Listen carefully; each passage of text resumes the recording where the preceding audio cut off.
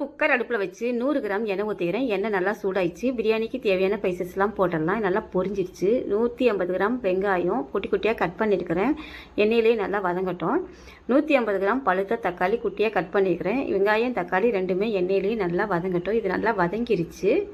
1 spoon இஞ்சி பூண்டு விழுது போட்டுடலாம். இஞ்சி பூண்டு விழுதும் பச்சை வாசனை போகிற அளவுக்கு நல்லா வதக்கிக்கலாம். இஞ்சி பூண்டு விழுது பச்சை வாசனை போயிடுச்சு. 100 கேரட், 100 பீன்ஸு, 100 உருளைக்கிழங்கு குட்டி குட்டியாக கட் பண்ணி வச்சுருக்கிறேன். இப்போ இந்த எண்ணெயிலே போட்டு அது 2 நிமிஷம் நல்லா வதக்கிக்கலாம். 5 பச்சை மிளகாய்க்கு தேவையான 1 ஸ்பூன் கல்லுப்பு போட்டுடலாம். கல்லுப்பு போட்டு ஒரு 2 நிமிஷம் நல்லா வதக்கிக்கலாம். இப்போ நல்லா வதக்கியாச்சு. மின்மேக்கர் ஒரு 5 நிமிஷத்துக்கு முன்னாடி சுடுதண்ணியில் போட்டு ஃபில்டர் பண்ணி வச்சுருக்கிறேன். மின்மேக்கரையும் அதிலே போட்டு நல்லா வதக்கிக்கலாம். 1.5 டம்ளர் அரிசி கழுவி ஃபில்டர் பண்ணி வச்சுருக்கிறேன். இதையும் போட்டு ஒரு 2 நிமிஷம் மட்டும் நல்லா வதக்கிக்கலாம். நல்லா வதங்கிருச்சு. 1.5 டம்ளர் அரிசிக்கு 3 டம்ளர் தேங்காய் பால் ஊற்றிடலாம். ஒரு முறை மிக்ஸ் பண்ணி விட்டு குக்கர் மூடி போட்டுடலாம். இப்போ விசில் போட்டுடலாம். 2 விசில்